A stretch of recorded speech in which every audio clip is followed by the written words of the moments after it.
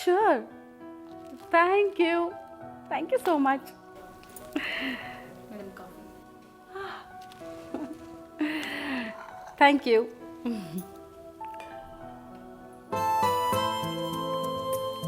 Thank you. ಈ ಪದ ನಮಗೆಲ್ಲರಿಗೂ ಎಷ್ಟು ಚಿರಪರಿಚಿತ ಅಲ್ವಾ? ಯಾರೇ ನಮಗೇನಾದರೂ ಸಹಾಯ ಮಾಡಲಿ ಅಥವಾ ನಾವು ಯಾರಿಗಾದರೂ ಒಂದು ಸಣ್ಣ ಸಹಾಯ ಮಾಡಿದ್ರೂ ನಮ್ಮ ಕಿವಿಗೆ ಬೀಳೋ ಮೊದಲನೇ ಪದ ಅಂದರೆ ಥ್ಯಾಂಕ್ ಯು. ಹೌದಾ?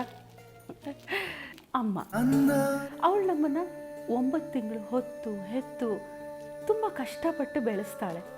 ಅತ್ತಾಗ ಅವಳು ಸಾಂತ್ವನ ನೀಡ್ತಾಳೆ, ಸೋತಾಗ ಆಸರೆ ಆಗ್ತಾಳೆ. ಆದರೂ ಅಮ್ಮಂಗೆ ನಾವು ಯಾವತ್ತಾರು ಥ್ಯಾಂಕ್ಸ್ ಹೇಳಿದ್ದೀವ?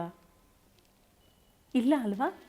ಥ್ಯಾಂಕ್ ಯು ಈ ಪದ ಹೇಳೇ ನಿಮ್ಮ ಪ್ರೀತಿ ತೋರಿಸ್ಬೇಕು ಅಂತಲ್ಲ.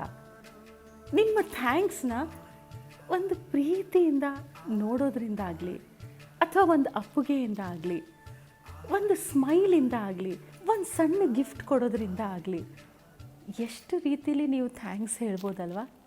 ಅಂದಾಗೆ ಇವತ್ತು ಮಹಿಳಾ ದಿನಾಚರಣೆ. ಇವತ್ತಿನ ದಿನ ನಿಮ್ಮ ಮನೇಲಿರೋ ಸಮಸ್ತ ಎಲ್ಲ ಹೆಣ್ಮಕ್ಳಿಗೂ ನೀವು ಥ್ಯಾಂಕ್ಸ್ ಅಂತ ಹೇಳಲೇಬೇಕು. ಓಕೆನಾ?